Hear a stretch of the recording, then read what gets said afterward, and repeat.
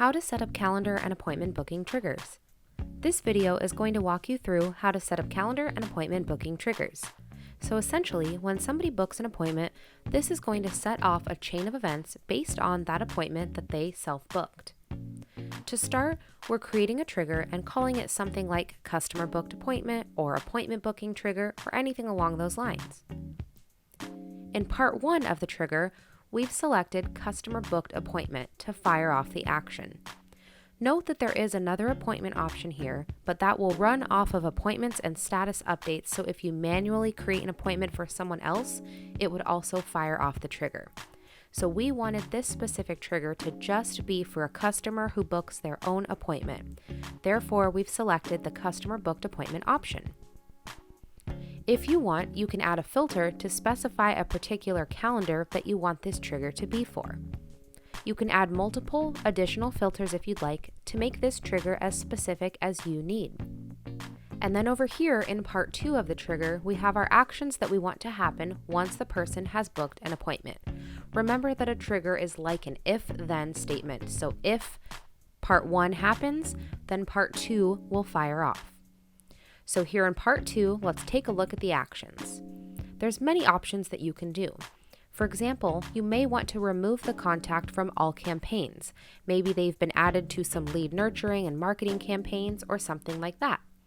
You can remove them from all campaigns, or you can remove them just from a specific campaign. Maybe you also want to add them to a new campaign, like an appointment reminders campaign. Note that if you do want to add them to a new campaign, make sure that you remove them from any campaigns first so that the actions don't cancel each other out. So to confirm, if you want to remove them from all campaigns to have a clean slate, or you want to remove them from a specific campaign and then you want to add them into a new appointment reminder campaign or something else like that, make sure that the remove from campaign action is done first and then the add to campaign action is done after, because the system will process the actions in that order and you don't want them to be removed from the campaign that you're trying to add them to. So maybe next you want to add them to your appointment reminders campaign. This is a campaign you could set up with SMS or email communications, one or multiple, however you'd like for your business. Let's take a look at how to do this campaign now. You could create a campaign and include custom values in one or multiple email or SMS communications with any pertinent information for your reminder communications. You can use the appointment details like the date and time. There's even a custom value for appointment date and time combined together. You could also set up a custom value for cancellation, a custom value for rescheduling, anything else that you need. So maybe in your appointment reminders campaign, you want the first communication to be an email or an SMS that is just a confirmation of their appointment, scheduled to send out immediately or a couple of minutes after they've booked. And then after that, maybe you have a series of reminders. Again, you can set this up however you want. Maybe 24 hours after their initial SMS or 24 hours before their appointment, something like that. Maybe you want a reminder to go out. Here in our example, we have a reminder set to go out 24 hours before their appointment. And then we have another reminder set up to go out 1 hour before their appointment. Once again, you can completely customize this as you wish.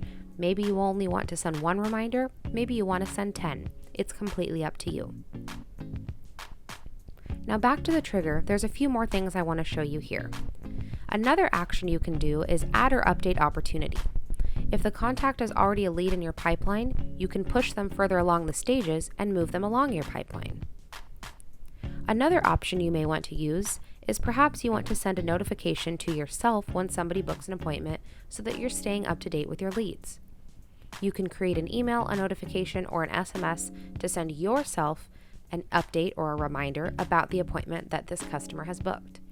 You can include custom values to include the customer's information, their appointment time and date, etc., and set up this trigger again however you want, with a notification to yourself, an email, or an SMS to yourself to let you know that the person has booked an appointment.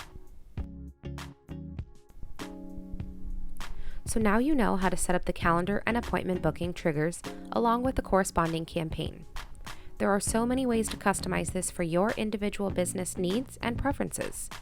You can keep it extremely simple, or you can customize it out using filters, detailed options, and more to make it super specific and extra thorough.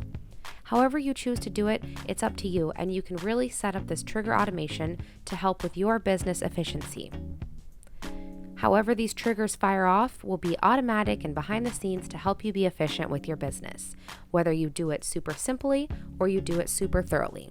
Whatever you choose to do is up to you, and that's the great thing about these triggers. Congratulations, you're all set.